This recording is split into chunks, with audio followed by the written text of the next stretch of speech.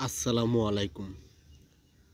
আশা করি আল্লাহর রহমতে আপনারা সকলে ভালো আছেন।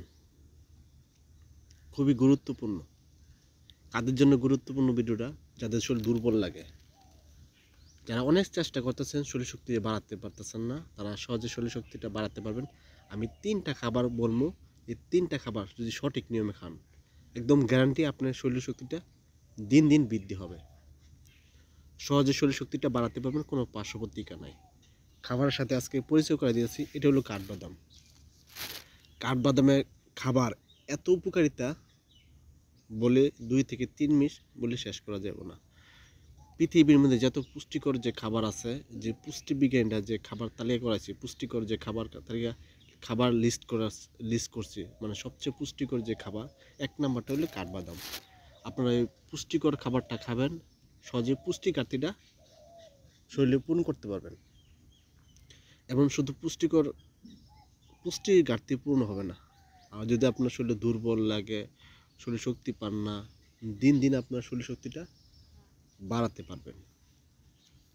সহজে আপনার শরীর শক্তিটা দিন দিন বৃদ্ধি হবে এবং আপনার দৃষ্টিশক্তিটা বাড়বো, ক্যান্সার প্রতিরোধ করব, হাড়কে শক্ত মজবুত করব। কেন? পুষ্টিকর যে খাবার, এই জন্য হাড়কে শক্ত মজবুত হয়। এবং অনেক সময় দেখবেন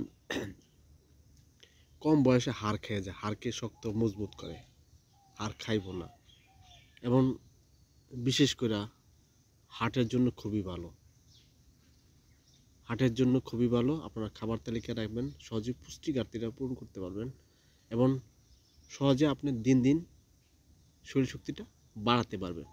সবাই খেতে পারে, কোনো পার্শ্বপ্রতিক্রিয়া নেই। কীভাবে খাবেন এটা বিস্তারিত বলবো একটু শেষের দিকে, ভিডিও দেখেন, দেখলে সহজে বুঝতে পারবেন। পরে যে খাবারটা হলো, এটা হলো বাদাম। এই বাদামটা আপনার শরীর শক্তিটা বাড়াবে আর শরীরে পুষ্টি ঘাটতিটা পূরণ করবে এবং শরীর স্কিনে ব্রাইটনেস, উজ্জ্বলতা বাড়াবে এবং শরীরে ব্যথা যদি থাকে, অনেক কারণে শরীরে ব্যথা হয়, এই ব্যথাটা দূর করবে। খুবই পুষ্টিকর এই বাদামটা।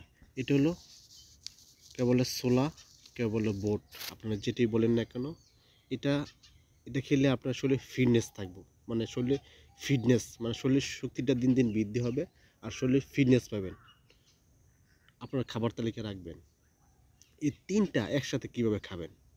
আপনারা এরকম কাঠবাদাম নেবেন, 5টা কাঠবাদাম নেবেন।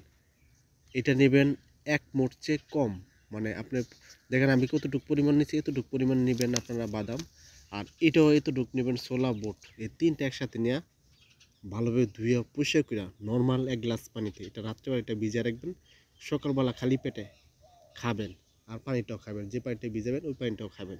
এভাবে যদি আপনি খেতে পারেন, অল্প কয়েকটা দিন খেতে পারেন, মানে আপনার 4 থেকে 5 দিন খেয়ে দেখেন, পরীক্ষামূলক ইনশাল্লাহ আপনি পরিপূর্ণ শরীর শক্তিটা পাবেন আর দুর্বল লাগবে না।